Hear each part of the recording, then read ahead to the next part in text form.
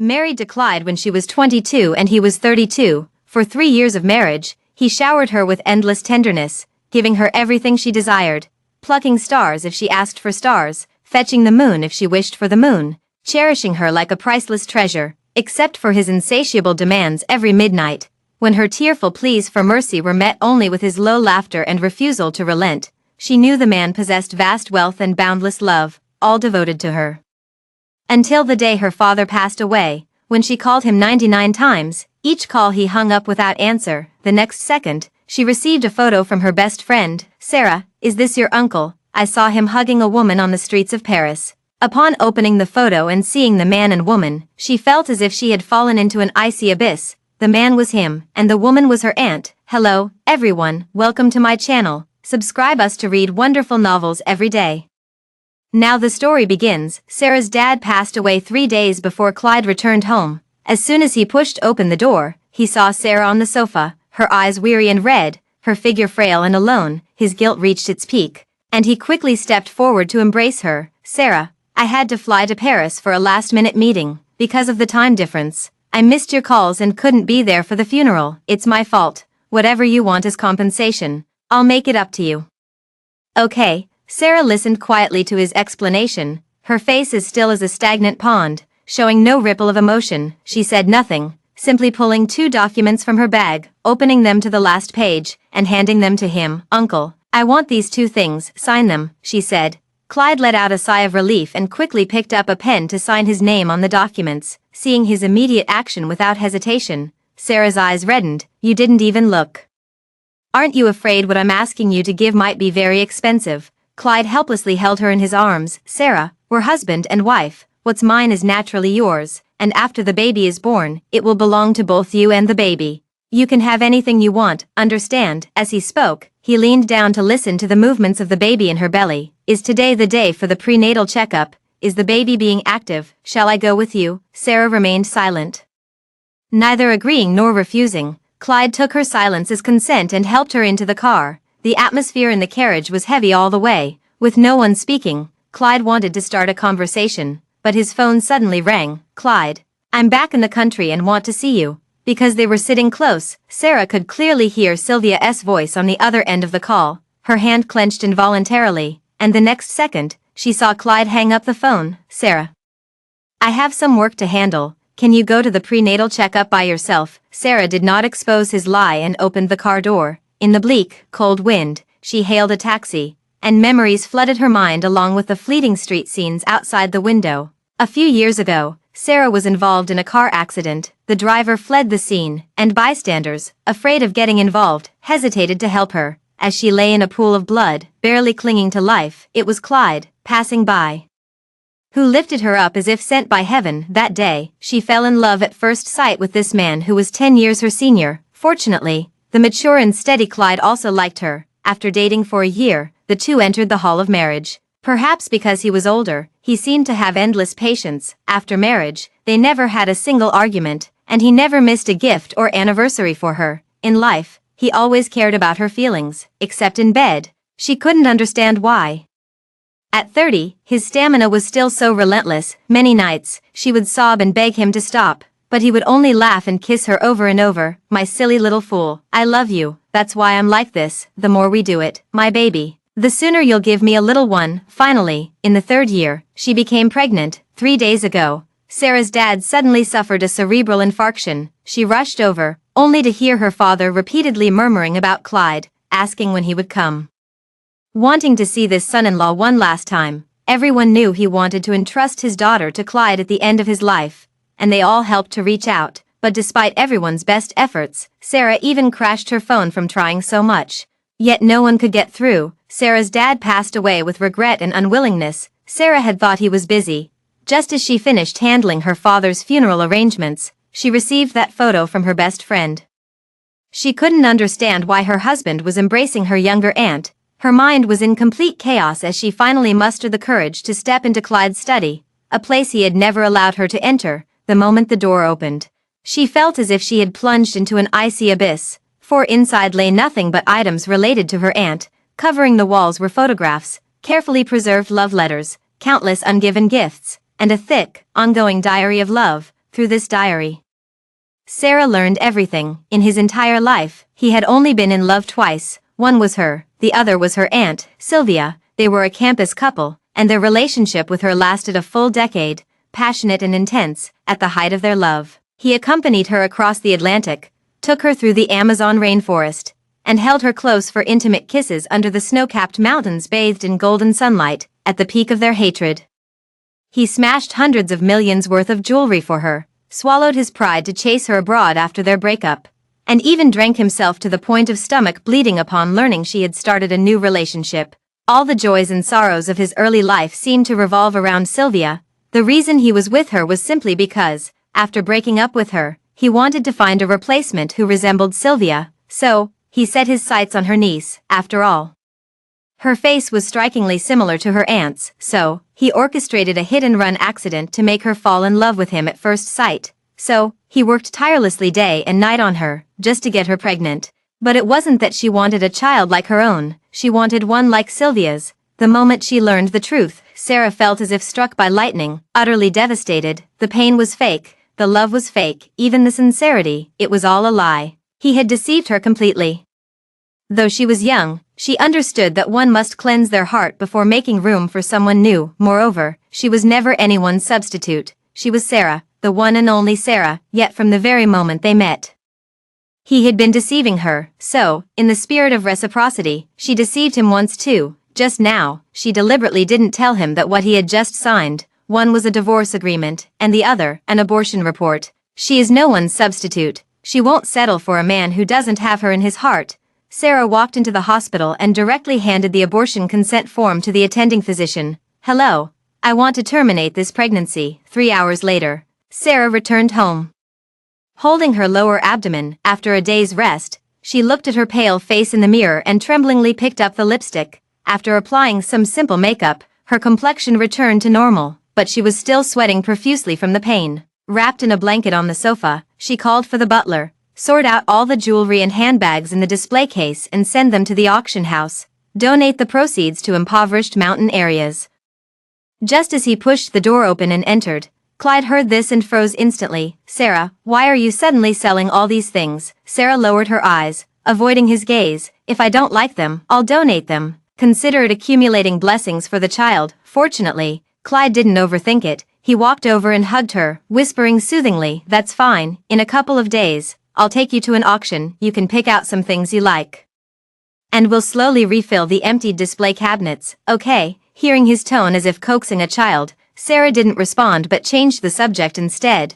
"Are you done with your work?" "I'm done with work. I know you've been working hard lately. How about I stay home with you and the baby for the next week?" As he spoke, he reached out to touch the baby, but Sarah quickly stopped his hand. He looked down and noticed her stomach seemed a bit slimmer, slightly furrowing his brows.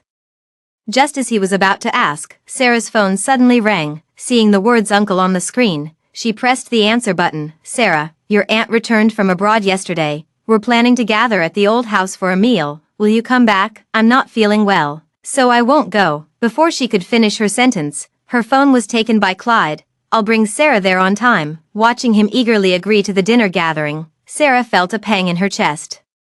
She couldn't help but recall the day her father passed away, the 99 calls she couldn't get through. So this is how he acts when he truly likes someone, seizing every chance to meet. He didn't consider her wishes, nor did he care about the pain of her recent loss. Just follow your heart to love, to move forward. After hanging up the phone, Clyde saw the expression on her face and realized he had just lost his composure. He held her cold hand and explained, "Sarah, I know you're feeling down, but you're still carrying a child. You can't drown in sorrow. I'll accompany you back to the old house to see the family and relax a bit." Sarah pursed her lips and said nothing. At 7 o'clock sharp, the couple arrived at the old house on time. Before entering, Clyde handed a gift to Sarah, saying, "I heard from your uncle that you haven't seen your aunt in years. It's only proper to be courteous." In the past, Sarah would have found his thoughtfulness endearing.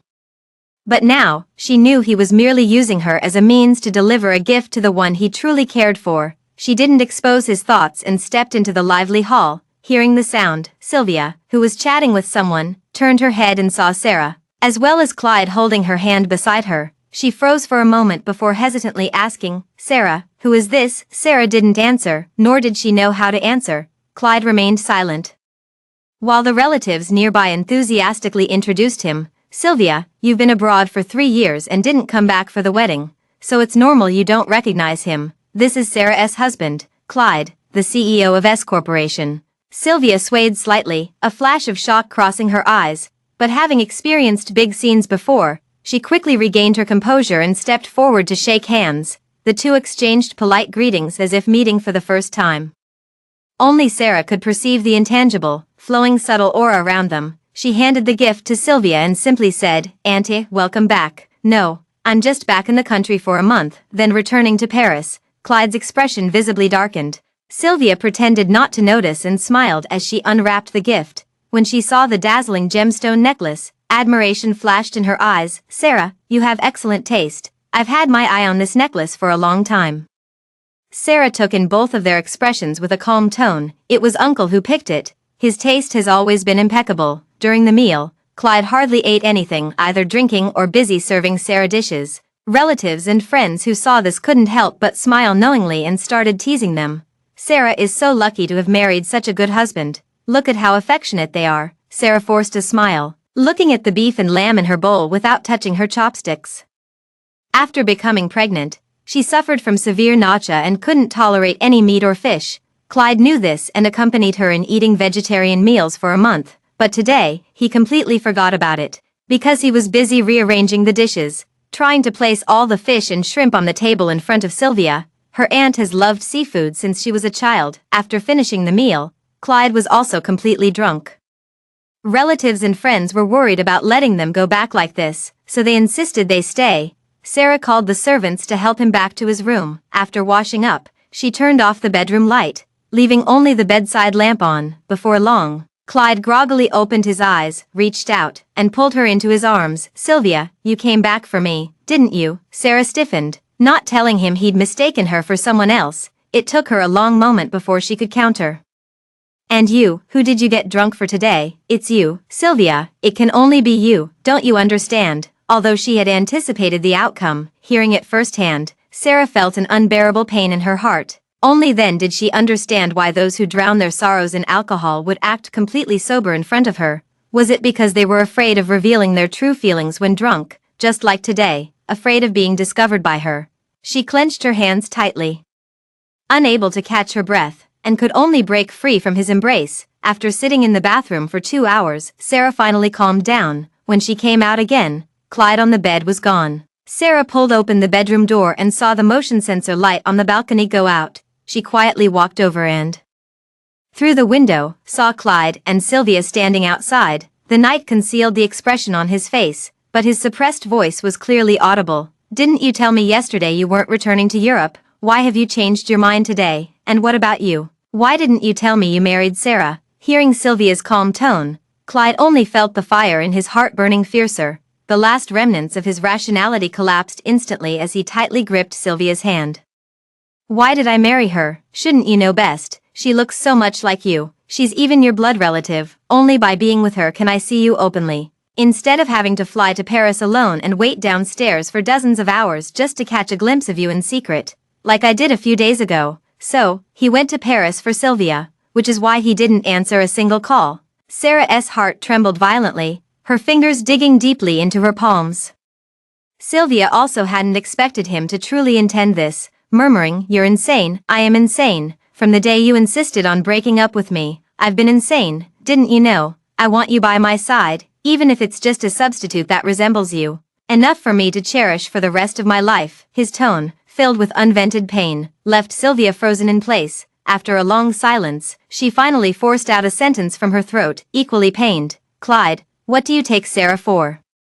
It's been 3 years of marriage, and she even has your child. Haven't you ever felt anything for her?" Clyde laughed instantly. "Sylvia, she's just a substitute. How do you expect me to feel anything? Even if I did, it's only because I see your face in hers. All I can think about is you." Hearing all this, Sarah felt a chill run through her body and could no longer hold back her tears. She closed her eyes, recalling his insatiable desire in bed after their marriage and his overly anxious attitude during her pregnancy. Biting her lip hard, she swallowed back those cries of despair, the last ounce of strength drained from her body. Leaning against the wall, She turned away with unsteady steps. The sound of their argument gradually faded. Before the bedroom door closed, she heard Sylvia say, "Aren't you afraid Sarah will find out the truth?" Clyde replied, "She'll never know, and even if she did. She loves me so much she'd never leave." Would she really never leave? Sarah touched her flat belly, a bitter smile curling at the corners of her lips. She will. She would personally shatter the cage he had built and soar toward the freedom of the skies, never to look back again. That night, Clyde never returned. At dawn, Sarah got up. Without disturbing anyone, she went home alone and completed the immigration procedures with her documents. Just as she finished, she received a call from Sylvia. "Sarah, can you accompany me to the cemetery today? I want to pay respects to your father and also visit my sister's grave." Because Sarah's mother passed away early, she had little contact with her maternal grandmother's side of the family. Although there was only a 5-year age gap between her and Sylvia, they weren't particularly close. However, since Sylvia was going to pay respects to her parents, Sarah had no choice but to agree. She bought a bouquet of flowers and had just arrived at the cemetery entrance when she spotted a sports car parked not far away. "It's Clyde." He also saw her and immediately got out of the car to approach her. "Why didn't you let me accompany you to visit the grave?" Sarah stared at him intently. "Didn't you leave in the middle of the night?" "Uncle, I never mentioned coming to visit the grave." "How did you know I'd be here?" Clyde took her hand proactively. "My stomach was bothering me last night. I saw you were in the bathroom, so I went to the hospital alone. This morning when I returned, Auntie mentioned wanting to come pay respects with you, so I tagged along." What a nearly perfect lie. She hummed in acknowledgement and said nothing more. When they arrived at the cemetery and saw the two tombstones standing side by side, Sarah felt a surge of bitterness in her heart. The two people who loved her most in this world had also left, seeing the tears welling up in her eyes. Sylvia walked over and gently patted her shoulder. "Sarah, even though your parents are no longer here, you still have Clyde. He will take care of you for the rest of your life, and your child is about to be born. You will have a new family." She spoke with such conviction, as if she had already decided for Clyde that their marriage would last forever. After she finished speaking, Clyde quickly responded as well, "Yes, I will take good care of you and the child. Don't be sad." Hearing his words, Sarah could only feel the irony. He promised to take care of her for a lifetime, not out of love, nor out of duty, but for another woman, and his own unspeakable selfish motives. Sarah swallowed those emotions and looked up at the photo of her parents. "Yes, I will definitely have a new home. It's just that it will have nothing to do with Clyde anymore." After the memorial service, a light rain began to fall from the sky. Sylvia and Sarah sat in the back seat, while Clyde drove the car. Finding the atmosphere in the car stifling, Sylvia initiated a conversation. "I heard a new Western restaurant opened in the southern part of the city. How about we try it for lunch?" Clyde immediately changed direction. "They say the owner is Italian, and the Western food there is quite authentic." "Really? The pizza I had in Paris." The two of them chatted like this, moving from Western cuisine to Nordic culture, and then to their recent experiences. No matter what one says, the other can quickly pick it up, never letting the atmosphere turn awkward. They're so in sync, like a couple who've been together for years, sharing everything without reservation. As this thought flashed through her mind, Sarah smiled self-deprecatingly. They have indeed been together for many years. The places they've visited together, the things they've done for each other, and their deep familiarity with one another, far from what her substitute could compare to.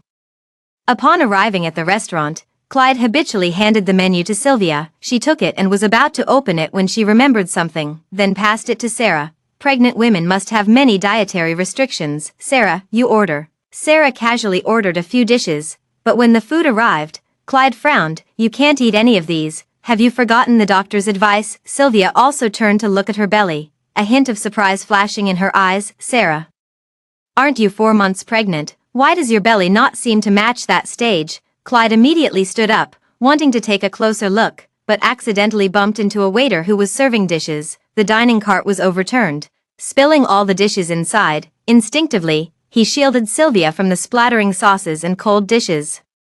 Sarah wasn't so fortunate. The freshly prepared hot soup splashed onto her legs, instantly raising blisters. Her face contorted in pain, her forehead dripping with cold sweat. Hot air surged upwards as she clutched the tablecloth tightly. Watching Clyde carry Sylvia away in a hurry, in an instant, Sarah's heart sank to the depths. The scene descended into chaos as the waitstaff quickly helped her to a safe area. As soon as she stepped out, she saw Sylvia and Clyde arguing. "I said I'm fine." You should go back and take care of Sarah now. Your hand is red from the burn. Why must you be so stubborn? Let me take you to the hospital first, then I'll come back to get her. Sylvia, why do you have to be so headstrong? You were so worried about me earlier. Afraid I'd get burned too. Doesn't that mean you still care about me? So what if I do? And so what if I don't? Clyde, we've already broken up. You've married Sarah, and she's carrying your child. Hearing Sylvia utter these words in agonized screams, Clyde's eyes instantly reddened. You clearly know that in my heart, she could never be as important as you. Sylvia froze for a few seconds, just as she was about to speak. She looked up and saw Sarah at the doorway. Her pupils suddenly contracted, her voice carrying an unprecedented panic. Sarah, how did you get out? Clyde's heart skipped a beat as he turned sharply, only to see Sarah collapse unconscious, her face deathly pale. He immediately turned and rushed toward her, scooping her up and heading straight for the hospital. Amidst the clamor, Sarah forced her eyes open through the pain and saw Clyde giving instructions to the doctor. My wife is pregnant, 4 months along. Be careful with the medication you use. After being wheeled into the treatment room, the nurse lifted her shirt, saw the flat abdomen, and gasped, 4 months. Are you mistaken? This looks like no pregnancy at all, while doubting. She turned around to double-check. Sarah stopped her despite the pain. Nurse, I've lost my baby. Please keep it a secret. I want to tell my husband myself, though unsure of the reason. Since a miscarriage isn't good news for any couple, the nurse respected her wish. Without anesthesia, while cleaning and dressing the wound, Sarah was in such agony she nearly passed out. The burning sensation from the wound tugged at her nerves, making even breathing excruciatingly difficult. She was drenched in sweat, and every passing second felt like an eternity of torment. After the medication was applied, Sarah was taken to the ward. Clyde stayed by her bedside, repeatedly apologizing. Sarah, why didn't you call me when you got burned so badly? Sarah, her overbite made her teeth ache with sourness, and she felt as if a fire were burning in her legs. Her entire body temperature was rising, and she could barely squeeze out a sentence. You're walking too fast, it's my fault. I'm sorry. Clyde, the guilt in his eyes deepened as he slipped his hand into Sarah's tightly clenched palm. Sharp nails scratched the back of his hand, drawing blood. She watched as the droplets of blood mingled together, her consciousness growing increasingly hazy until she unknowingly fell asleep. When she woke again, it was already deep into the night. Sarah groggily opened her eyes and saw Sylvia's retreating figure. You got burned too. Go tend to your wounds now. I'll take care of Sarah. No, I'm afraid she'll feel upset if she wakes up and doesn't see me. I'll deal with it tomorrow. Sylvia's voice suddenly rose several pitches higher. I said go now. Clyde, don't joke about your own health. Hearing this, Clyde's furrowed brows instantly relaxed. He grabbed Sylvia's hand. Sylvia, don't deny it anymore. I've always been in your heart, haven't I? Just admit it, and I'll abandon everything immediately. Let's get back together, okay? Sylvia also realized she had spoken out of turn and quickly withdrew her hand. Seeing her flustered expression, Clyde couldn't help but laugh. All right, I won't push you. I have plenty of time to wait for you to come around. I'll listen to you and go tend to my wounds now. With that, he walked away with light steps. After 3 years together, in Sarah's memory, Clyde was always the dominant one who controlled everything, no matter how angry she got or how big a joke she played. He would always coax her like a child. He was perpetually rational, steady, mature, and composed, as if wearing a mask, never revealing his true self. She thought it was just his nature. Little did she know that even he could lose control of his emotions. He would lose his temper at Sylvia's cold words, be overjoyed at the slightest hint of her concern, and obey his beloved unconditionally like a love-struck teenager. Sarah had never seen this side of Clyde before, so she stared in a daze.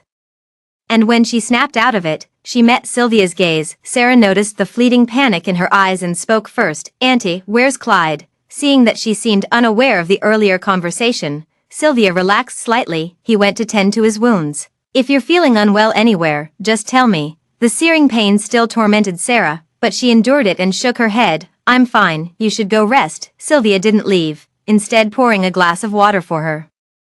After exchanging a few more words of concern, she asked Sarah a question. Sarah, did you hear anything before you fainted yesterday? Sarah paused with the water glass in hand, meeting the probing gaze frankly. I didn't hear anything. She told the lie without batting an eye. It was both to dispel Sylvia's suspicions, and also to remind herself to forget those words. After all, she was about to vanish completely from their lives, after staying in the hospital for 10 days.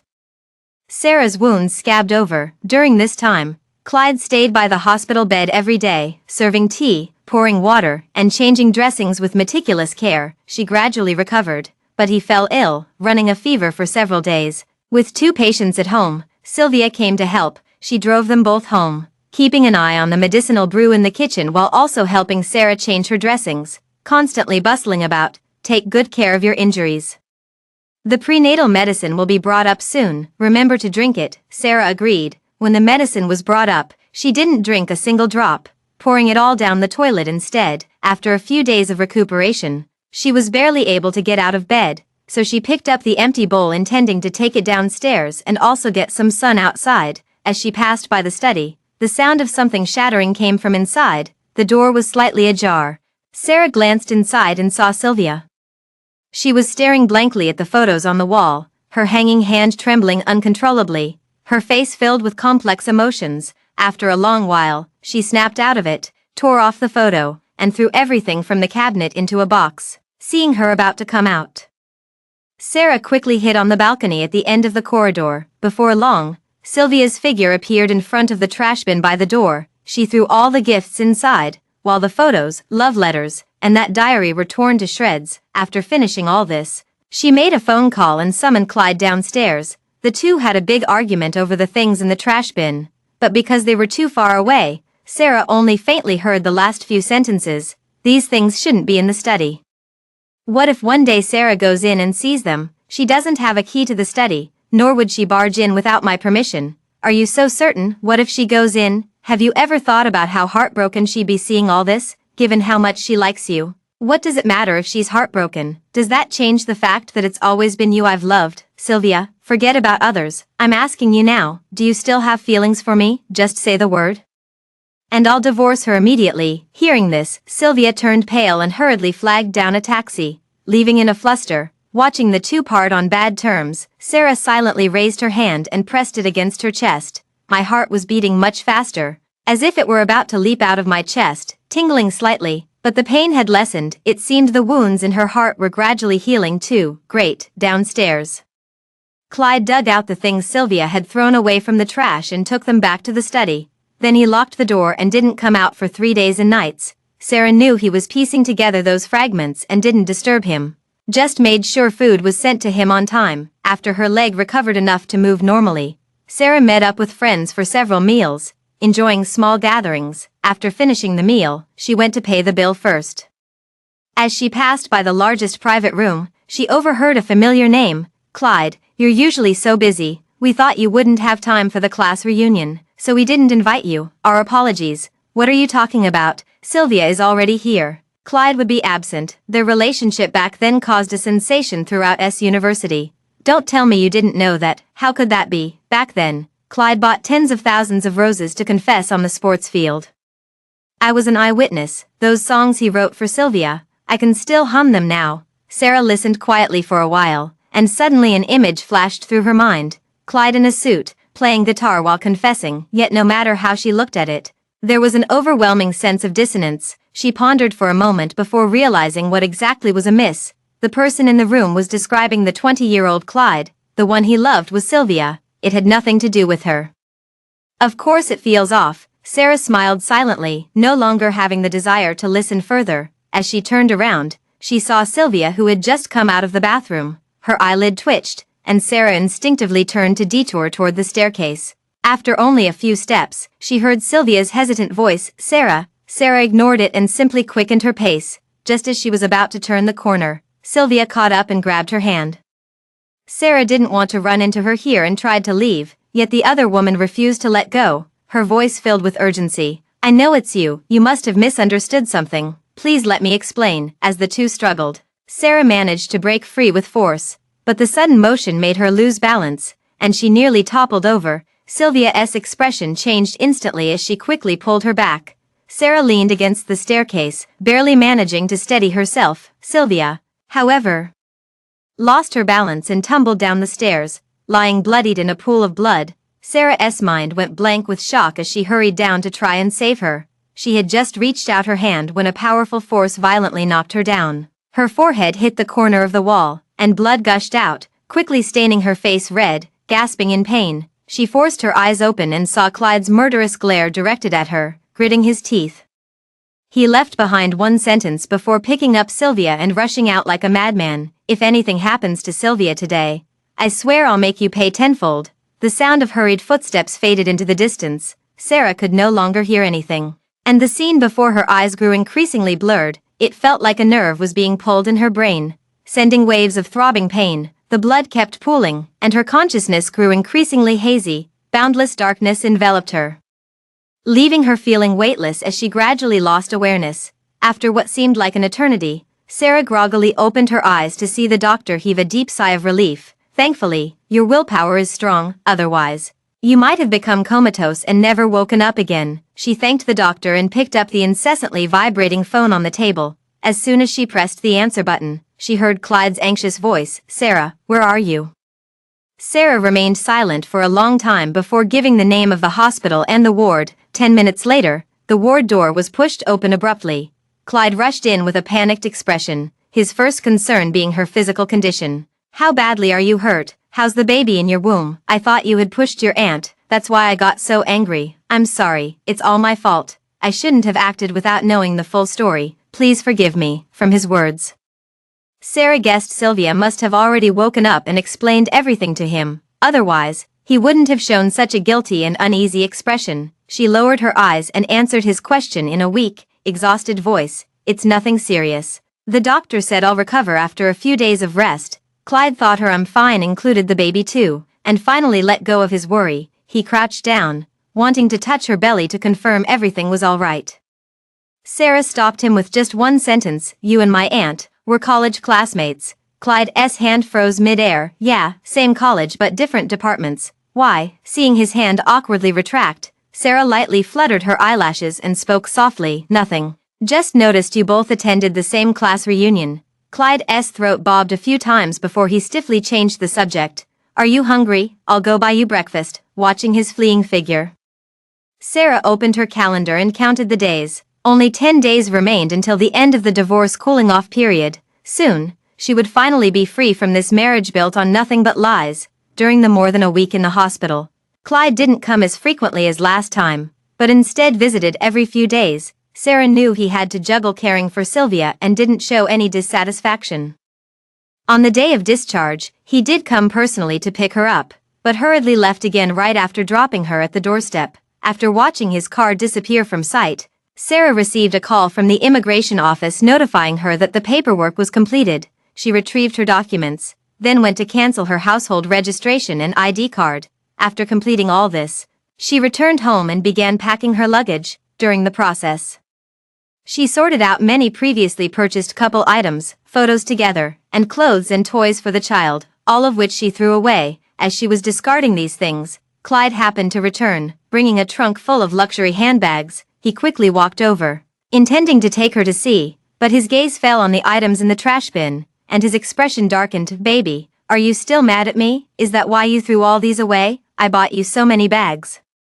Let's forget about the past unhappiness, okay?" If it could be forgotten so easily, Sarah wouldn't have suffered for so long. She looked at the pile of gift boxes, her voice weary. "I'm not angry, and I don't need the gifts anymore." Seeing her unusual attitude, Clyde grabbed her hand. "What's been going on with you lately? Is there something I haven't done well enough? Tell me. Can we resolve this peacefully?" Sarah was at a loss for words and could only remain silent. Clyde's frown deepened as he was about to press further when her phone rang. "Sarah, come to the hospital quickly. Your aunt suddenly fainted, and the doctor said it's acute kidney failure." Standing by and hearing this news, Clyde completely lost his mind in an instant, all rationality gone. The color drained from his face, and his body trembled uncontrollably. Seeing him so panicked that he was about to drive in a daze, Sarah quickly took the car keys and rushed him over. In the hospital, the entire family, young and old, had gathered together, all undergoing kidney compatibility tests. The doctors bustled about while sighing in sympathy. "Only 27 years old, so young to be struck by this illness. I don't see many family members around either. The chances of finding a match seem vanishingly small." Clyde's hand jerked violently, veins bulging on his forehead. He stared at the unconscious Sylvia on the hospital bed, then turned and gripped Sarah's shoulders.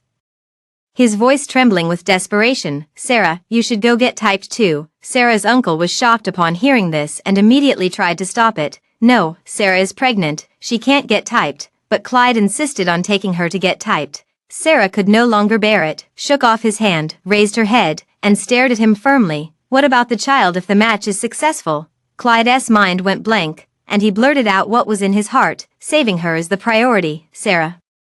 You're still young, we can have more children, she's your aunt, your mother's own sister. How can you just stand by and watch her suffer?" Upon hearing these words, Sarah's eyes suddenly reddened. A moment later, she lowered her head and smiled. Feeling a sudden sense of relief for having aborted the child, she asked no further and walked into the matching room, not to save his lover, but to save her aunt. 3 days later, the matching results came out. The bad news was that none of the family members met the criteria. The good news was that a matching kidney donor was found, and the other party agreed to donate. Upon hearing the news, Sarah called Clyde on the phone. He didn't answer. Knowing he must have been tirelessly searching worldwide for a suitable kidney donor these past days, she decided to visit the group headquarters in person. Just as she reached the office door, she heard several urgent voices coming from inside. "Clyde, are you really going to donate a kidney to Sylvia, now that you're married to her niece? Sarah is even pregnant with your child. Just let go of the past and cherish the person in front of you. Yes, Sylvia doesn't deserve you sacrificing so much for her. Do you even know the side effects after kidney donation? Can't you think about Sarah, about your unborn child? The one who's going to donate a kidney to Sylvia is Clyde." Sarah's mind went blank for a moment.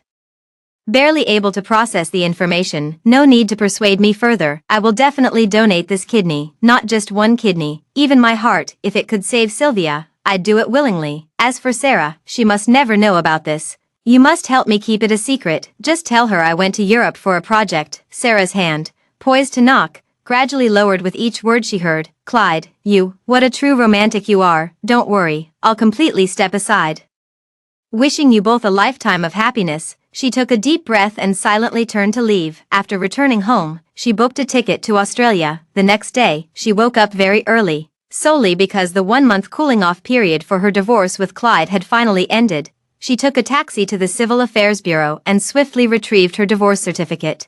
Then she bought a gift box and placed both the divorce certificate and the abortion surgery notice inside it. After that, she carried the gift box and dragged her suitcase to the hospital. As soon as she arrived outside the VIP ward, she saw Clyde gazing through the window at Sylvia. His eyes held complex emotions, laughter, tears, pain, and boundless love. Sarah stood behind him, watching him silently for a long time before calling out to him in a hoarse voice. "When will the surgery begin?" Clyde turned around and saw it was her. All emotions faded from his face, leaving only a gentle smile that was no different from his usual expression. "The doctor said it would be in 3 hours, but I have a business trip to attend. I probably won't be back until a month later, Sarah. I'm sorry I can't be with you at a time like this." This time, Sarah still didn't expose his lie. She replied to him calmly with a single sentence. "It's okay, Uncle, I'll get used to it." "Get used to what?" Clyde found her words strange and couldn't help but ask further.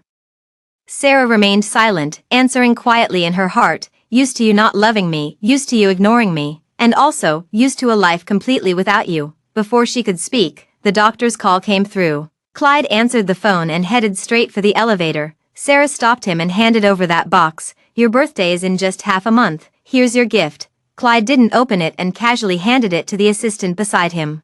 "Then I'll open it on my birthday." Sarah said nothing, watching him walk away. Then, she also turned around. As he was being wheeled into the operating room to donate a kidney to Sylvia, she was heading to the airport with her suitcase. As he was given anesthesia and the surgery was about to begin, she waited to board the plane while deleting and clearing all her social media accounts, phone cards, and photo albums. By the time his surgery ended, her plane was slowly taking off. She gazed at the white clouds outside the window, a faint smile slowly curling at the corners of her lips. "Clyde, from now on, the mountains are high and the waters wide. We shall never meet again." Pushed out of the operating room, Clyde slowly emerged from the anesthesia in a half-dreaming, half-awake state. The moment he regained consciousness, he immediately grabbed the doctor's sleeve and said urgently, "Doctor Sylvia, how is she?" The doctor was pulled down hastily and bent over to respond. "Her surgery was successful, but she hasn't woken up yet. You don't need to worry too much." However, Clyde only heard the news that Sylvia hadn't woken up. struggling to get out of bed. His freshly operated body sent waves of tearing pain through him. But he paid no heed and directly threw off the blanket to get out of bed. The doctor quickly supported him, somewhat helplessly advising, "You've just had surgery. You can't get out of bed and walk around yet." "No, I must see her to feel at ease." The Clyde before them completely refused to listen to any advice, struggling to get out of bed and walk. The doctor, seeing persuasion was useless, had no choice but to have someone bring a wheelchair. The doctor pushed Clyde, pushing him, bringing him to Sylvia's hospital room. Clyde finally saw Sylvia lying on the bed in the ward. Sylvia was unconscious, her face haggard, but she appeared unharmed. At this moment, Clyde finally let out a sigh of relief, his heart gradually filled with contentment as he gazed tenderly at Sylvia. "Sylvia, though we cannot be together in this lifetime, I am happy. From now on, a part of me will always be with you. So, does this count as us being together?" Until evening, Clyde never left Sylvia's hospital room. It wasn't until dinner time that Clyde reluctantly left, instructing his assistant to arrange his transfer to the same hospital. He couldn't let Sylvia know it was him who donated the kidney to her, otherwise, Sylvia would definitely be sad. Clyde was transferred to another hospital, and within a couple of days, Sylvia woke up. Clyde was even happier than Sylvia and called her every day, meticulously reminding her about everything from daily meals to the warmth of her bed. Clyde took care of every detail, but it was raining that day. Sylvia went to bed early. Clyde suddenly remembered Sarah, whom he had forgotten. These days Sarah hasn't sent a single message, which is unusual because normally whenever Clyde goes on a business trip, Sarah would send lots of messages checking in on him. Sometimes she would even proactively call to update him on her recent situation. But it's been so many days, and he hasn't received any messages or calls. Clyde dialed Sarah's number, only to hear the automated voice message change to "The number you have dialed is not in service." How could it be out of service? Clyde unwillingly searched for Sarah's number, only to find that messages couldn't be sent, displaying account deactivated. The other party's account is no longer available. A sudden, intense sense of panic surged in his heart. Clyde hurriedly called the family butler. "Sarah, is she at home?" "Madam left 7 days ago and hasn't returned yet." "Didn't you know, young master?" "What, 7 days ago? That was the day of his surgery." He was donating a kidney to Sylvia at the time. How could he have known? So Sarah left without a word. Did she know something? Clyde felt a tightness in his chest, the panic making his face even paler. He felt as though something was about to leave him forever. Where could Sarah have gone? Clyde pondered for a moment before calling his assistant, his voice carrying a barely detectable urgency. "Go find Sarah's family and ask them where Sarah has gone." After the assistant acknowledged, Clyde fell silent for a moment. Beginning to consider whether Sarah had left anything behind before, he strained to recall, suddenly remembering that Sarah had deliberately left him a box when she departed. Sarah said this was a birthday gift given to him half a month in advance. This was the anomaly. Why suddenly give him this gift half a month early? Where did he put it again? Clyde recalled a vague memory. He was preparing for surgery at the time and had no mind to pay attention to Sarah. So? It seems he just casually handed it over to his assistant. Thinking this, Clyde hurriedly added, "While you're at it, come to the hospital and bring me the box that Sarah gave me last time." Gazing out the window, Clyde felt an inexplicable sense of emptiness. Wondering about Sarah's unusual behavior these days, Clyde remembered that day when he watched Sarah throw all those things into the trash bin. Her attitude was indifferent, her words cold, "I'm not angry, and the gifts are unnecessary." Later when he pressed for answers, Sarah only responded with silence. Then he crouched down, wanting to touch her belly to confirm she was unharmed. Sarah interrupted his movement with just one sentence, "You and Auntie were college classmates at that time." Clyde abruptly changed the subject. Could it be that she had already known about this matter since then? But he was merely suspicious. Clyde didn't think there was anything about himself worth suspecting. Clyde recalled the last time he saw her. When he said he was going on a business trip, Sarah just calmly replied with a single sentence, "It's all right, Uncle, I'll get used to it." Get used to what? At that time, Sarah didn't give any reply either. Thinking about it now, Sarah did seem a bit odd. And a bad premonition enveloped him. At this moment, the assistant quickly arrived at the hospital, holding the box Clyde had asked him to bring. Clyde took the gift, examining the small box in front of him. Weighing it in his hands a couple of times, and found it to be very light. "Young master, I'm already investigating Madam's whereabouts, but I still need a little more time.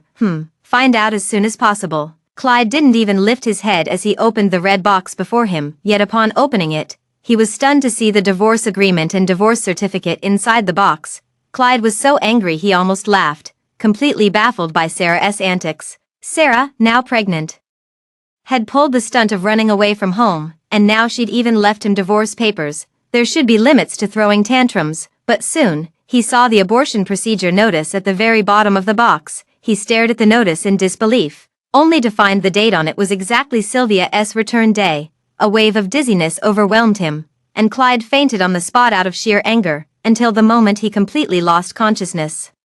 He couldn't believe that Sarah had actually aborted their child just like that. The assistant screamed for a doctor in terror, repeatedly calling Clyde's name. The medical staff arrived in a hurry at this moment and together rushed Clyde into the emergency room. Meanwhile, at the center of the airport, Sarah's plane had just landed in Australia. The first thing she did after disembarking was instinctively reaching for her phone to send a message to Clyde, but she suddenly remembered she was already divorced from Clyde. There will be no further intersections in the future. The moment she opened number on her phone, she saw a newly added unfamiliar contact. A sudden surge of unreality threatened to overwhelm her.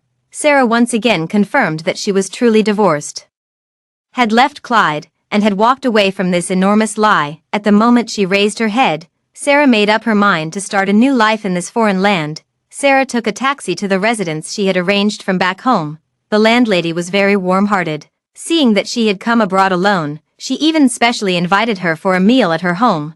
Sarah did not decline. She took out the expensive silk scarf and tea she had brought from home from her suitcase, dressed up carefully, and then went to visit. The landlady and her family warmly welcomed Sarah. To entertain Sarah, they even prepared several hours in advance, paying meticulous attention to every detail from the careful handling of delicacies to the decoration of the entire room, all filled with heartfelt effort. The walls were adorned with colorful ribbons and signs, creating an extremely festive atmosphere. Even the variety of food on the table was exceptionally abundant. There was delicious freshly made pasta, as well as a whole tray of bacon and chicken pizza loaded with generous toppings. Even their whole family thoughtfully considered that Sarah might feel uncomfortable, so they prepared delicious cola, fried chicken with fries, and fresh noodles for her. They also thoughtfully prepared a welcome gift for Sarah, which was a very warm and beautiful pink and white blanket. Throughout the meal, the landlady and her family were very warm and even suggested that Sarah could often join them for meals in the future. That evening, they talked a lot, and the landlady and her family kindly told Sarah about many people and things to pay attention to while living here. Until late at night, the whole family was still patiently answering Sarah's questions. During this time, there were always some amusing misunderstandings due to language barriers. This made Sarah laugh involuntarily, and occasionally even burst into hearty laughter. It had been a long time since she had laughed so freely and joyfully. The atmosphere tonight was incredibly harmonious, as if they weren't strangers from different countries meeting for the first time, but rather like long-lost friends reuniting after many years. The meticulous care in almost every detail made Sarah deeply feel an extraordinary warmth. This made Sarah even reluctant to leave. But when the family was preparing to watch TV together, Sarah politely said her goodbyes first. After returning to her accommodation, Sarah thoroughly freshened up and even took some time for skincare. Such tranquility and comfort made Sarah feel a long-lost sense of relaxation. After washing up, Sarah collapsed directly onto the bed. She gazed at the white ceiling, scanning her small yet exquisitely decorated and warm little house. Feeling a heart full of contentment, Sarah closed her eyes and suddenly wondered, Clyde, when exactly would he realize she had left? But I guess Clyde would probably be overjoyed if he knew she had left him. After all, with her gone, nothing would stand in the way of him being with her aunt anymore. And during those days, Sarah could also tell that her aunt still had lingering feelings for Clyde as well, especially since Clyde had even donated a kidney for her. Her aunt must have been deeply moved. Perhaps Clyde has already gotten his wish and ended up with his aunt. As she thought about it, Sarah unconsciously drifted into a deep sleep, dreamless until dawn. Sarah had just arrived in Australia and was still unfamiliar with everything. Moreover, the events back home had left her physically and mentally exhausted, and she didn't feel like working for the time being, so she decided to take some time to wander around and relax. In recent days, she attended services at church. The morning bells and the solemn, reverent expressions of everyone around her brought an unparalleled sense of peace to her heart. Afterward, she joined a local tour group to visit the new State Art Gallery. When she saw these vibrant colors in the art gallery, Sarah caught a glimpse of another side of the world. Later, she also watched a performance of Cinderella at the Sydney Opera House with the group. In the story, although Cinderella suffered inhuman abuse, she still achieved a happy ending.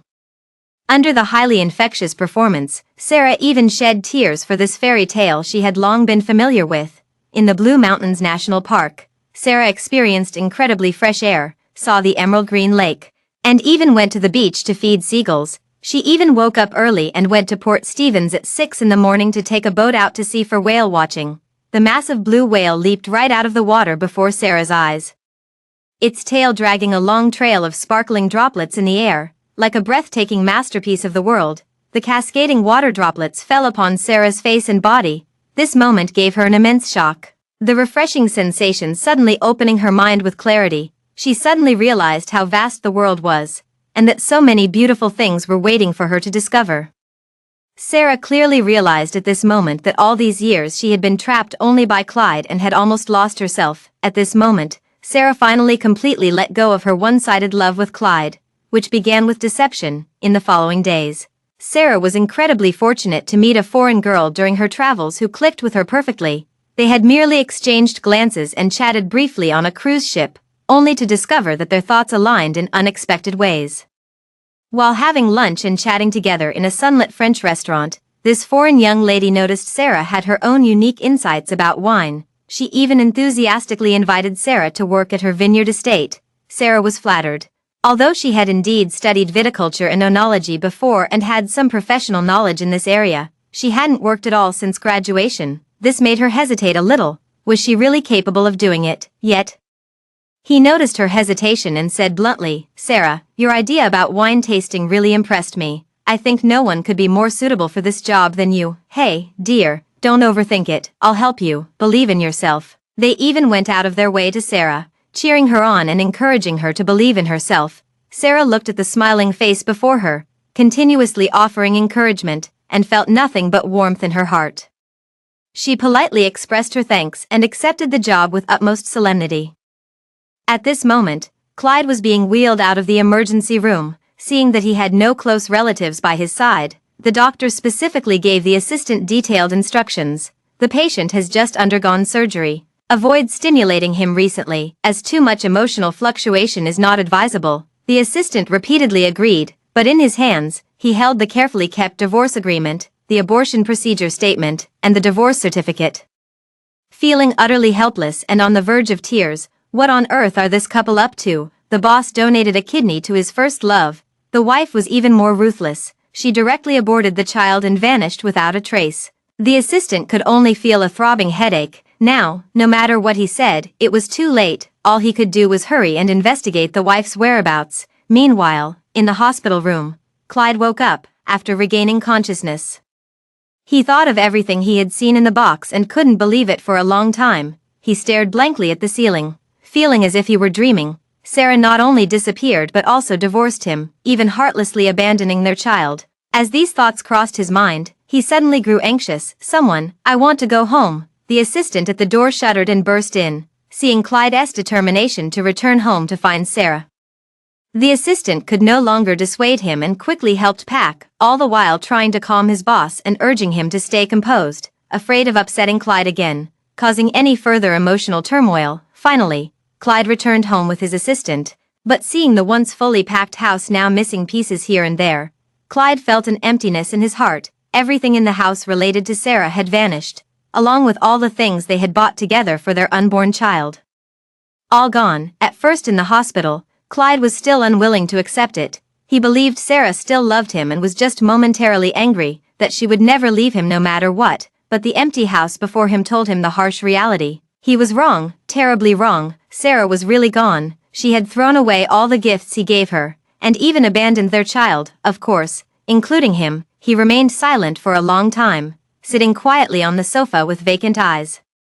He had never felt his home so unfamiliar and desolate before. "Young master, I've already inquired with the madam's family, but there's no news of her." The assistant glanced at Clyde's expression and cautiously asked him, "Should we keep investigating?" Clyde sneered, still seething with anger. "No need. In that case, just disappear. It's not like he loved her anyway." On the way back to the hospital, Clyde felt an emptiness in his heart. as if a huge chunk had been forcibly torn out.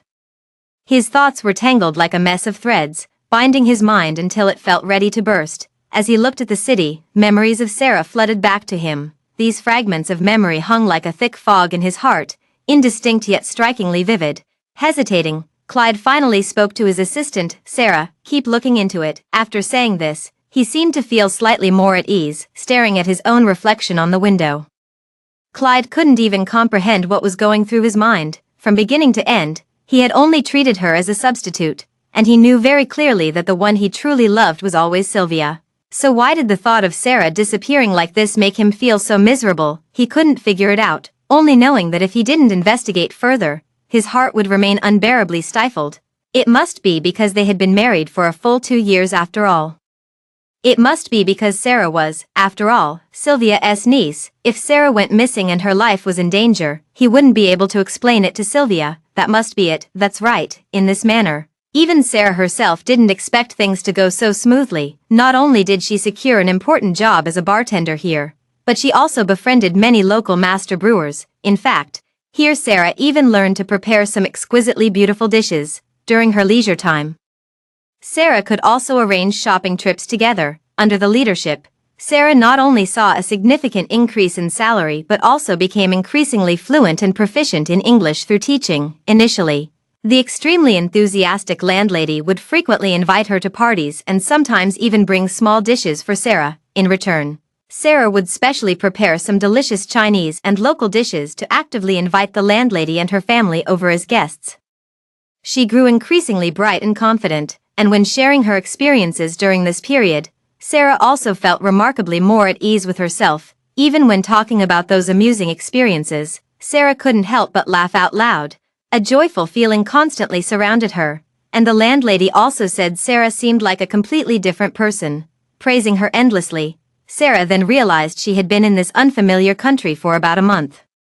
It was the first time she felt time passing so swiftly, with each day being unexpectedly joyful. In the past, whenever she made even the slightest mistake, she would inevitably be Clyde scolded a few words, but here, what she heard more often was it's okay. These days, her sister was preparing to welcome her brother, and she actually started getting ready 3 days in advance. This made Sarah extremely curious. The timing of meeting her brother was quite interesting.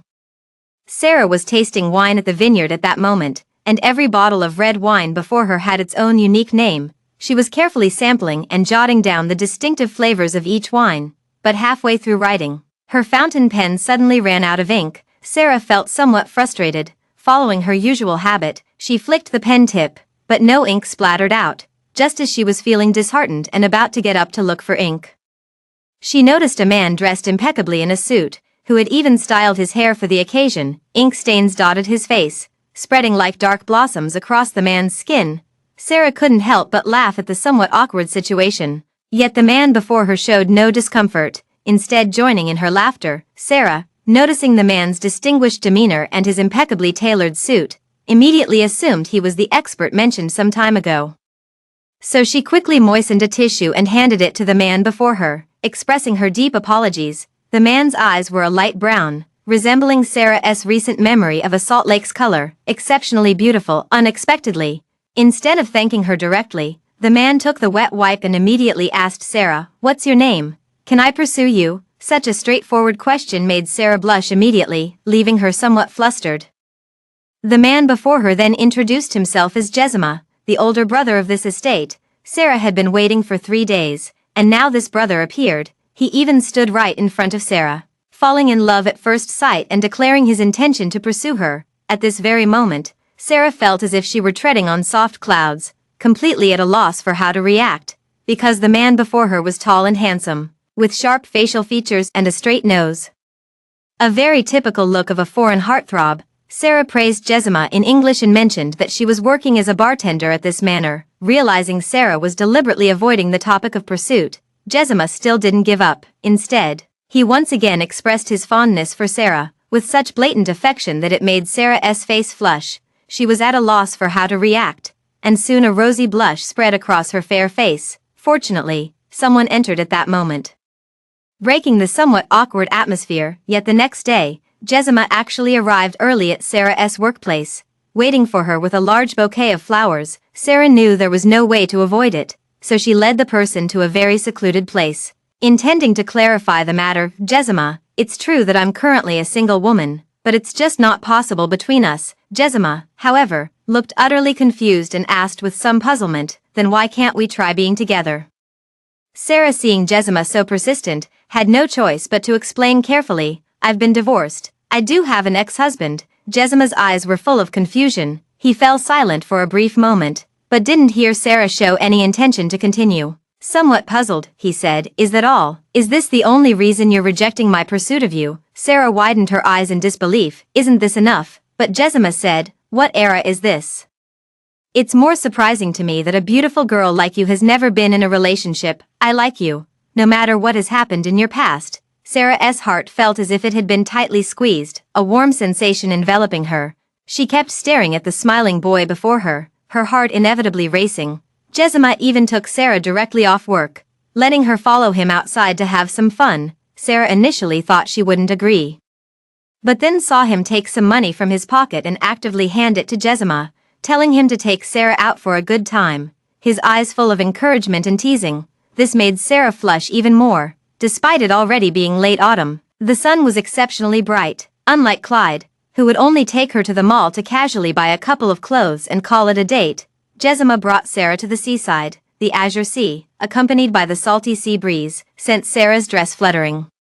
Jessima promptly tied his own coat around her. Jessima wore only a thin shirt, his brown curls swaying in the wind. His eyes were clear and bright, shining under the sunlight like the purest blue jade. For a moment, Sarah was mesmerized, but then, Jessima even took her hand directly and led her running along the beach. The sensation of warm sand beneath their feet was magical as Jessima led her running toward the seashore, where the damp sand lay just ahead. Wave after wave crashed against the shore, and Jessima flashed Sarah a grin before suddenly releasing Sarah's hand. She unbuttoned her shirt, tossed it onto the sand, revealing her sun-kissed skin underneath. Her evenly toned muscles showcased a remarkably healthy physique, even boasting a well-defined eight-pack. Sarah blinked a few extra times in reflex. Just as she was about to turn away shyly, Jessima grabbed her arm. Hold on to me. The warm touch left her no time to exclaim. Without thinking, she did as Jessima said, placing her hand on Jessima's shoulder as the latter suddenly crouched down. The next moment,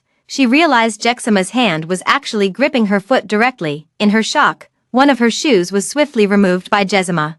He even took off his socks along with them. If you don't take them off, they'll get damp. Jessima's righteous and earnest gaze remained fixed on Sarah. Sarah hurriedly took off her other shoe in a fluster when her feet touched the soft sand.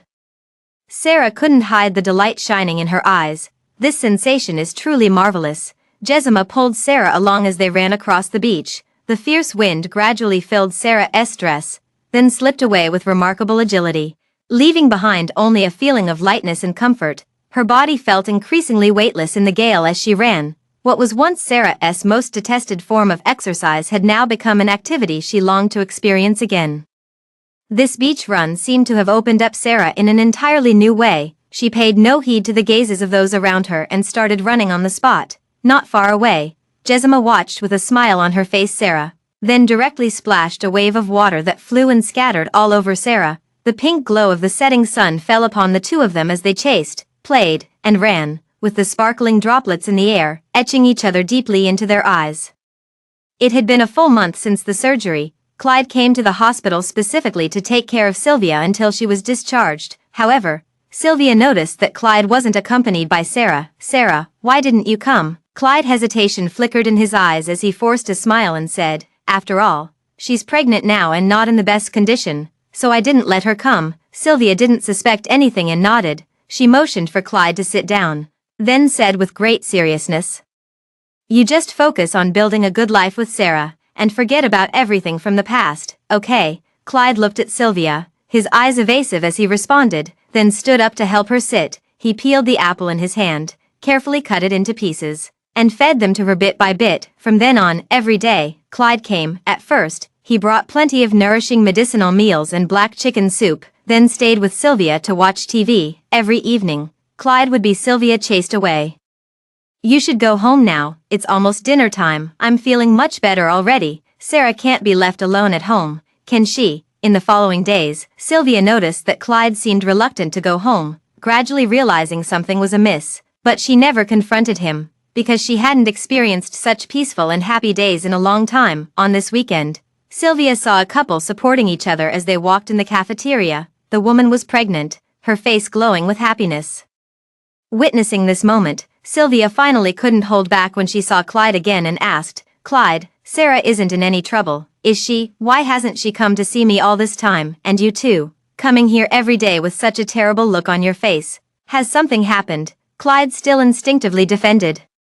"No, she's just not in good health these days and has trouble walking, but logically, Sarah should have called me by now these days." As she spoke, Sylvia found it increasingly strange. She frowned tightly and said, "Did you have a fight with Sarah?" The more she said it, Sylvia felt it was more likely, and her voice grew sharper. "What exactly happened between you two?" Seeing Clyde still trying to avoid the issue, Sylvia grew somewhat annoyed. "Call Sarah right now." Clyde felt utterly overwhelmed. With a defeated sigh, he told Sylvia that they had already divorced. After hearing everything, Sylvia's eyes immediately filled with heartache and self-reproach. Clenching her fists, she struck the bed in frustration. "It's all my fault. I shouldn't have come back to the country. If I were abroad now, none of this would have happened. It's all my fault." Immediately after, Sylvia hurriedly asked Clyde, "So Sarah, where is she now?" Clyde sighed, rubbing his temples with a headache. "I found out that Sarah is currently in Australia, and she's safe. All of this is my fault. If it weren't for me, she wouldn't have left." Seeing Sylvia's furrowed brows and worried expression, Clyde felt even more guilty. "It's all my fault. It has nothing to do with you." But soon, Clyde placed his hand on Sylvia's. The scorching heat made Sylvia instinctively want to pull away. She withdrew her hand, but Clyde grasped it again when their eyes met. Clyde clearly saw Sylvia's conflicted expression. "Sylvia, I want to be with you." Sylvia shook her head, full of struggle. "We can't be together." Clyde didn't listen and hugged Sylvia. Feeling the familiar embrace, Sylvia wavered. After a brief struggle, she chose to return the hug to Clyde. In the hospital, Clyde would hold Sylvia's hand tightly while watching movies together in the dark. During horror films, afraid she might get scared, he would cover her eyes firmly. Just as they used to do back in their school days, almost down to the smallest detail, Clyde took care of everything personally. He would climb 6 flights of stairs daily just to fetch the most refreshing hot water for Sylvia. He would also carefully tend to the flowers he brought every day. Every evening, he would push Sylvia around the small hospital square for a walk, occasionally supporting her as they watched the elderly play chess under the sunset, basking in the sunlight. They looked like an ordinary couple, but Sylvia noticed that Clyde often seemed lost in thought, either staring at pregnant women or at random objects. At first Sylvia thought it was just him being uncomfortable, but today she noticed Clyde standing there in a daze. Following his gaze, Sylvia saw a couple sharing cotton candy. They held cotton candy, one smiling while the other turned away in disdain. Clyde recalled the first time he went to the mall with Sarah after their marriage. He bought her 2 pieces of clothing, but Sarah seemed uninterested the whole time. Later, he finally agreed to Sarah's request to buy her an overly sweet cotton candy. Sarah was just like this when she took the cotton candy, her face full of joy, even wanting him to try the extremely sweet, cloying cotton candy. At that time, he was also strongly resistant, saying he wouldn't buy Sarah cotton candy anymore. Sarah finally gave up, but while eating the cotton candy, her eyes remained smiling the whole time. Sylvia thought he just wanted to eat cotton candy, so she said with a smile, "Why are you still acting like a child? If you want to eat it, just go buy one." Clyde shook his head and said, "Sarah loves to eat this." But soon he defended himself. "I just suddenly remembered it, that's all." Sylvia noticed but didn't say anything. At night, Sylvia was about to get up when she heard Clyde, who was keeping her company by the bed, murmuring something in his sleep. "Sarah, why did you leave?" This unconscious sleep talk made Sylvia pause for a moment. She looked at the sleeping Clyde bathed in moonlight and sighed. Under the moonlight, the cool air made Sylvia resolve to return to where she belonged. Back to Paris. The next day, Sylvia asked Clyde to pick up the arriving relatives, then promptly completed the formalities and prepared to leave. She left a letter behind. Clyde picked up the person as requested. But upon returning to the hospital room, he saw only an empty bed by the door, and a letter on the sickbed. Clyde realized something and hurriedly opened the letter. "Clyde, could it be that you've already fallen in love with Sarah without realizing it? Have you realized you always think of her, those days that no one else could replace?" "Clyde, stop hesitating. go to Australia and win Sarah back, and I, too, must begin my new life. Clyde looked at the letter in his hand. His expression somewhat dazed, he stared at Sylvia's handwriting on the letter, lost in thought for a long while. Does he really like Sarah? Clyde and Sarah have been together for 3 whole years. In their 2 years of married life, they never had a fight, never missed a gift or anniversary, and were perfectly harmonious both in bed and in daily life. Like all couples, they knew each other's little quirks and eating habits. He knew Sarah was all tough talk but soft-hearted. Knew she needed the light on to sleep for a sense of security. And he also knew Sarah loved seafood but wouldn't eat shrimp. He understood the meaning behind her subconscious gestures, yet sometimes deliberately ignored them, too lazy to respond. While Sarah never held it against him, even massaged his shoulders and prepared bathwater for him. In those days, Clyde always felt time passed too quickly. Actually, Clyde still remembered the moment he proposed to Sarah. The weather that day wasn't actually good. It was a gloomy, rainy day. Clyde hesitated for a moment about whether to propose to Sarah on such an unpromising day, but when he saw Sarah surprisingly discover the venue ahead of time, her face lighting up with joy, her eyes sparkling as if sunlight had shone into them, Clyde resolutely decided to propose. Just a simply arranged venue was enough to make Sarah happy. Even though he hadn't even asked her to prepare a proper dress or put on some light makeup, later, although she complained that she wasn't prepared at all, she still happily embraced Clyde. She would even whisper softly in his ear, "I do." At that time, he remembered spinning Sarah around 3 times in his arms. They rode bikes together across the sea-crossing bridge, shouting from the bridge to declare to the world that they were together and would live happily ever after.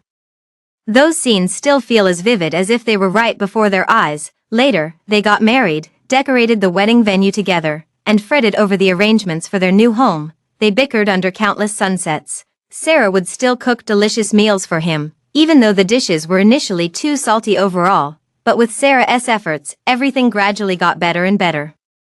Sarah would take her parents to the market and even learn moxibustion and massage specifically for them. She always faced everything with a smile, as if she would always be happy. Clyde suddenly remembered countless Sarah's memories flooding towards Clyde like a dam opening on a lake.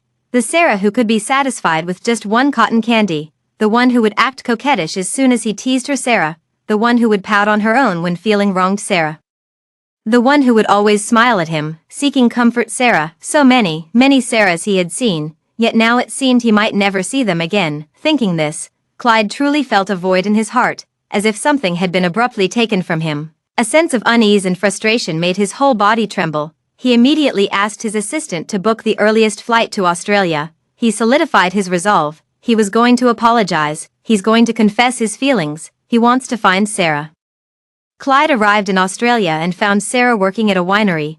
Sarah stood quietly at the entrance of the wine cellar, holding a brown workbook in her hand. Unlike back home, her hair had grown much longer now, slightly curled and dyed brown. Dressed in a fitted and neatly pressed work uniform, she quietly surveyed the wine cellar, conducting an inventory. The focused expression on her face was something Clyde had never seen before. Sarah looked at the workbook in her hands, her pen still scribbling something continuously. Her eyes were calm, exuding an air of complete composure, efficient and decisive. The moment he saw Sarah again, Clyde realized just how much he had missed her. He suddenly felt like an uninvited guest who would disturb the peace and tranquility before him, as if taking even one step forward would shatter the serenity. But Clyde knew that if he didn't do this, he would surely regret it. "Sarah, I came to apologize." When she saw it was Clyde, Sarah's expression changed, and she immediately turned to leave. Clyde hurried forward, his trembling hand grabbing Sarah's arm. He held on desperately, afraid that Sarah would leave again, disappearing from his world. More than anything, he wanted to touch her, to confirm whether the person before him was real. Clyde still couldn't quite believe it was real. "I won't accept this." Sarah used her bare hands Clyde's grip on her arm, prying it open finger by finger, as each digit was forced apart. Clyde was greedily taking in the sight of Sarah, who now stood finally within reach. She seems to have lost some weight, but her complexion looks much better now. Even the small mole near her eyelid appears so familiar and adorable. Yet the little face before him was filled with struggle and panic. Unconsciously, he lowered his head and noticed his fingers being pried open one by one. A heavy sense of unease and terror suddenly surged straight into Clyde's mind. His voice was urgent and frantic. "Sarah, give me a chance, will you?" the landlady next door had just stepped out with a watering can in hand, ready to tend to her flowers. The winery isn't far from here. Sarah was outside, and the landlady saw that Sarah seemed to be harassed by a man. She quickly grabbed the watering can and ran over shouting, "Sarah, I'm coming," shouting. The rather large-framed landlady ran straight over and bumped into Clyde with her shoulder. Clyde winced in pain, stumbled backward, and nearly fell straight back, but managed to steady himself just in time. "Who are you? Keep harassing me, and I'll beat you until your own mother won't recognize you." The landlady brandished a watering can, looking as protective as a mother hen, both majestic and fierce. "I am Sarah's husband," Sarah immediately retorted, grabbing the landlady's arm and saying, "It's my ex-husband. We've been divorced for a long time." The landlady didn't know what had happened between the two, glancing at the man before her and then at Sarah, noticing the panic all over her face. She immediately realized Sarah was extremely resistant to this man's approach. Waving the shower head in her hand, the landlady stepped closer and mercilessly struck at Clyde. Clyde never expected the woman before him to strike without warning. Caught off guard, he was heavily hit by the shower head. The pain radiating from his arm forced him to retreat, step back, and retreat further. The shower head was no lightweight, it was a large capacity one. Had he been struck multiple times, bruises would undoubtedly have appeared on his body. Clyde dared not approach again and could only call out from a distance to Sarah, "Sarah, I truly came to apologize." No sooner had these words been spoken than the landlady came charging at him again, brandishing her large watering can.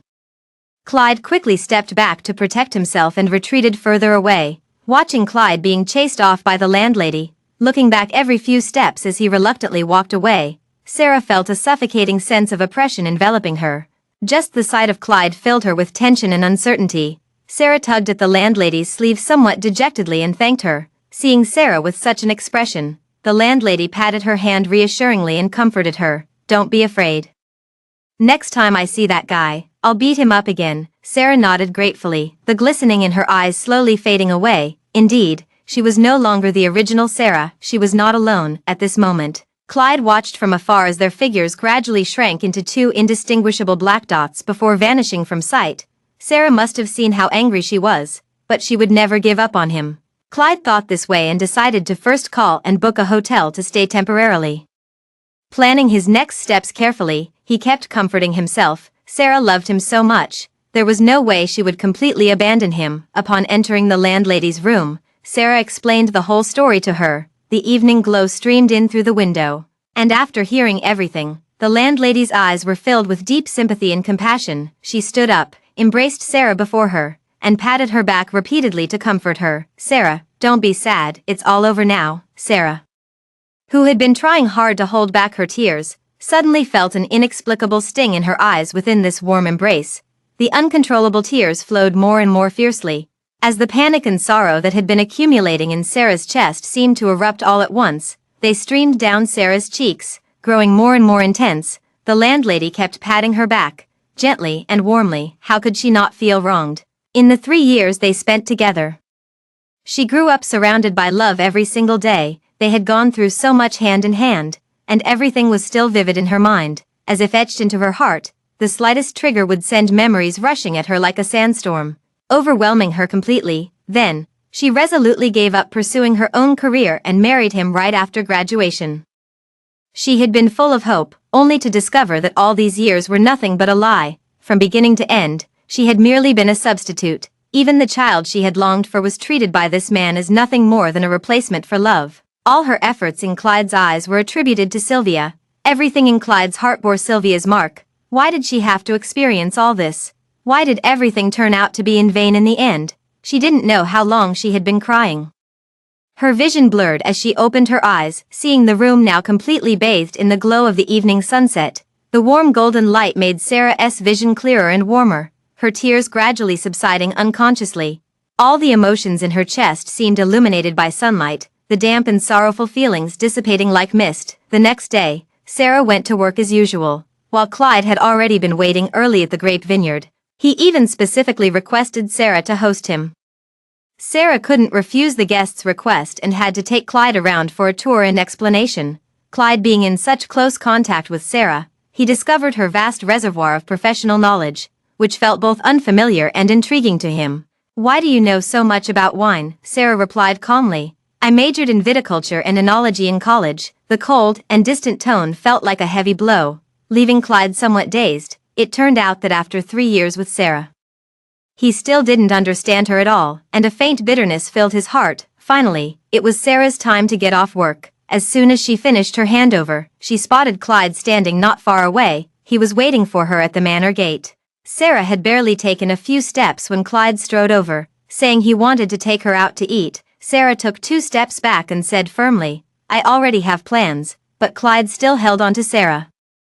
Sarah felt annoyed by the entanglement and was just thinking about how to break free when she saw Jezima walking towards her. Instinctively, Sarah looked at Jezima. He shouted loudly, Sarah. At this moment, Clyde was still talking, completely ignoring the situation here, gripping tightly with his hands, his words urgent. Sarah, let's go eat and talk everything out. Okay. Extremely impatiently, he pulled Sarah and shielded her behind him. Meanwhile, the tall Jezima stood coldly to the side, his towering figure quite imposing, his eyes seemingly piercing through Clyde. I've never seen such a rude man before. As Jezima said this, he stepped in front of Sarah. Clyde looked up at Jezima, his demeanor faltering for a moment, but he still responded. I'm her husband. I want to talk to her. This is our family matter. Please step aside. However, Jezima turned her head and glanced at Sarah, seeing her shake her head at her, and immediately understood. Jezima directly reached out, placing her hand on Clyde's shoulder, her eyes full of provocation. Ex-husband's brother, right? I hope you recognize your position. Sarah doesn't want to see you at all, yet you shamelessly persist. Aren't you embarrassed? Jezima's harsh words left Clyde pale-faced. Clyde, momentarily at a loss for a retort, could only call for Sarah, but Sarah paid no heed and was promptly pulled away into the distance. Leaning close to Sarah's ear, she said with a smile, let the men sort out their own affairs. Now it's time for us ladies to go eat together. Sarah hesitated for a moment, wanting to look back, but she tightened her grip and said, if even he can't handle this, then he's not worthy of pursuing you. That sundry little expression made Sarah unable to hold back a laugh, instantly dispelling the gloom in her heart. Who exactly are you? Why are you interfering in our affairs? Clyde initially wanted to chase after her, but was stopped by Jezima. And now he's glaring at Jezima in anger. But Jezima calmly patted Clyde's shoulder, his face completely unperturbed. I am Sarah's suitor. You'd better go home now. She's mine. Clyde didn't expect to receive such a response and immediately became serious, scrutinizing the foreign man before him. Judging by his attire and stature, this foreign man had an outstanding appearance, excellent body proportions, and subtly visible muscles, clearly not some weakling who'd be easy to deal with. Sarah won't like you, Clyde declared resolutely, thinking to himself that Sarah would only ever like someone like him. Oh, could it be that she doesn't like someone as handsome as me, but prefers an uncle like you? Clyde widened his eyes involuntarily and exclaimed in disbelief, Uncle. Although he was indeed much older than the foreign man before him, even 10 years older than Sarah, Clyde prided himself on his good maintenance, always keeping himself impeccably groomed every day. That's the charm of a mature man. What would a kid like you know? Sarah likes me just the way I am. Jezima, however, completely ignored him and pushed him out of the winery, clapping her hands. Her attendants immediately followed Jezima's orders, hoisting Clyde up and tossing him out the door. Come back again, and I'll throw you out once more. This is my home, and it's also Sarah's. With those words, the winery gate slammed shut. Clyde found himself completely shut out. He pounded frantically on the door outside, but there was no response at all. Clyde had no choice but to kick the door before leaving. Meanwhile, Jezima had already arrived at the restaurant in style with his convertible, the moment his tall figure appeared. Sarah looked at him with concern. Jezima can handle this matter just fine. Noticing Sarah's worried gaze, Jezima sat directly on the stool beside her. His face was all smiles, and his eyes stared unwaveringly at Sarah. Solving troubles for the one you love is what a qualified pursuer should do. Hearing such sweet words from a handsome face so close made Sarah flush with warmth. Her heart was pounding violently, and she instinctively avoided looking at Jezima any longer. Jezima, however, continued to gaze at Sarah with great interest. He adored the Sarah before him too much. A pair of burning eyes kept staring at Sarah, which eventually made her laugh out loud. It seems Jezima really likes you a lot.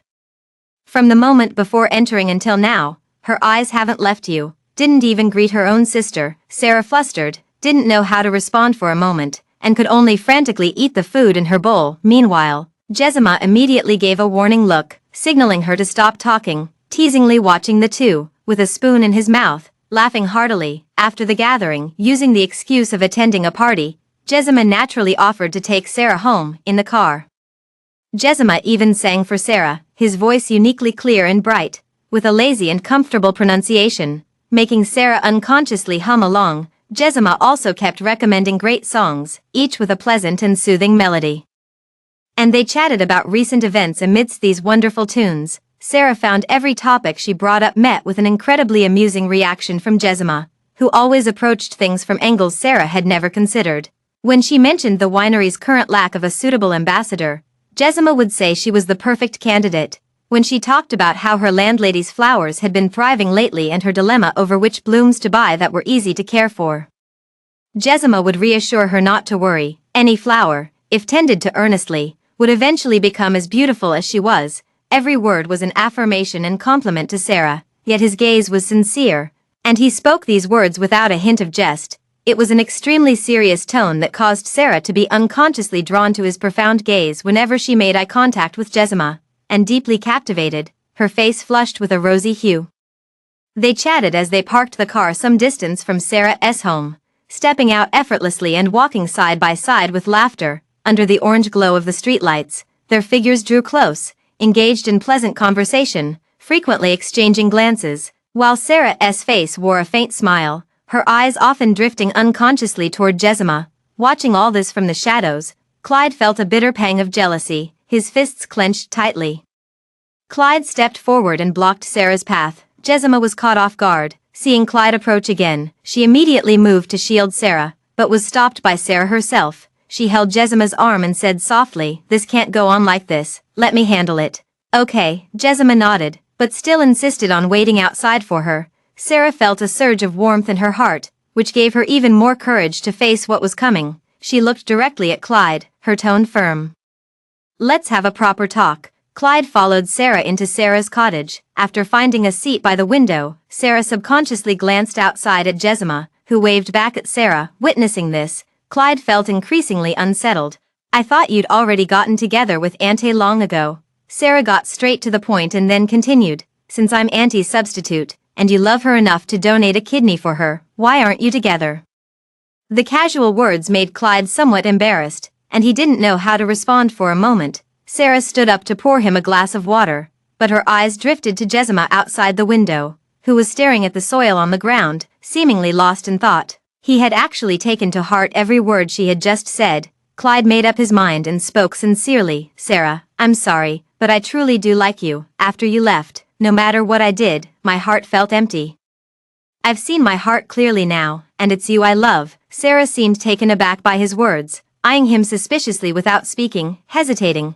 Clyde glanced at Jezima outside and quickly said, "I hope you can give me a chance. I'll start pursuing you all over again. And I promise to treat you well from now on. These past 2 years, we've been doing really well, haven't we?" Sarah shook her head, took a sip of water from her glass, and said, "It's too late.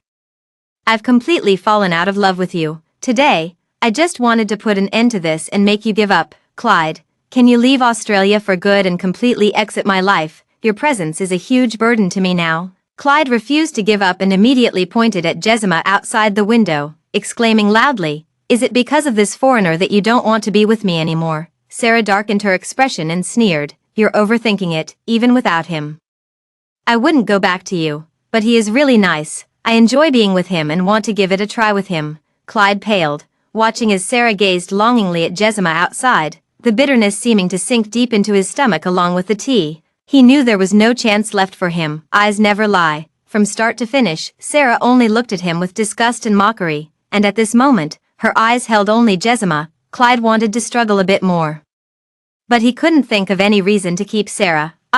Sarah, seeing he still wanted to say more, she directly dialed Jezima's number, her voice calm. "Jezima, I've said all there is to say, you can come in now. This is outright expulsion." Clyde felt the last bit of warmth in his heart extinguished, and his pride left him unable to utter another word. He stormed out the door, drove straight back to the hotel, hastily packed all his luggage, and rushed to the airport. Clyde was utterly despondent while waiting at the airport. He knew all too well that there was no possibility left between him and Sarah, and it was all his own doing. The thought of Sarah and Jeremiah possibly being all lovey-dovey at that very moment weighed on his heart like a heavy stone, making it hard to breathe. Clyde decided to leave everything behind and return to his home country. Clyde started working overtime late into the night after returning to his home country. He was always the first to arrive at work and the last to leave. Once back home, he would drown himself in alcohol, drinking until completely wasted, attempting to numb his pain with liquor every morning. His assistant had to come to Clyde's house to clean up and deal with the mess left behind every day. Seeing Clyde passed out drunk on the sofa, incessantly murmuring Sarah's name, his assistant could only sigh. Had I known this would happen, I wouldn't have done it in the first place.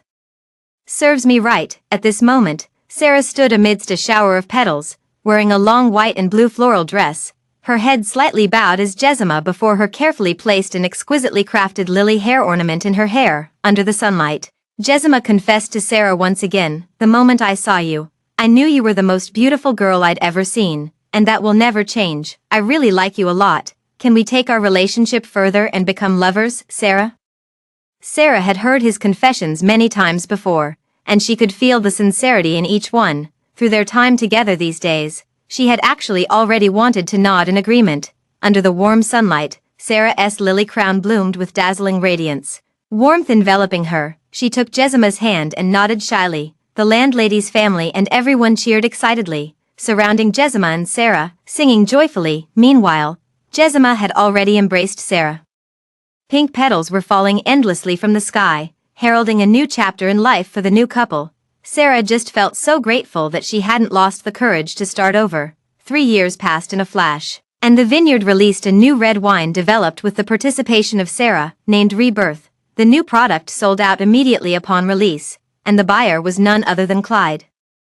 He had been keeping an eye on the news and placed an order for all the wine in one go. When the red wine arrived, Clyde opened a bottle right away, drinking while reminiscing about Sarah. He recalled every smile and frown of Sarah in this home. Remembered Sarah walking up to him with her pregnant belly. Clyde kept reminiscing, alternating between tears and laughter, pouring bottle after bottle of red wine down his throat. Had there been no lies back then? Would they now be holding their adorable child in this silent home, sharing a glass of rich, delicious red wine together? Would they, perhaps, not be like this now? Clyde, as he thought this, he suddenly felt a sharp pain in his abdomen, his face turned pale, and he vomited a mouthful of dark red blood. In an instant, he closed his eyes and fell into unconsciousness. It wasn't until the assistant entered the room that he discovered the unconscious Clyde. He hurriedly sent Clyde to the hospital. However, the doctor diagnosed and informed the assistant that Clyde was already in the late stages of liver cancer. At this moment, Jezima was holding Sarah, looking quite displeased as he complained, "That scheming man actually bought up all your red wine. I'm so angry I could fly over and punch him right now." Sarah was about to comfort him with a smile when she saw Jezima suddenly start boasting, his expression turning proud and animated. "Luckily, I kept that special bottle we brewed together, the only one like it in the whole world. No matter how much he drinks, nothing can compare to this bottle." Sarah smiled helplessly and pushed the clingy guy away, thinking to herself how this person had become increasingly childish after falling in love.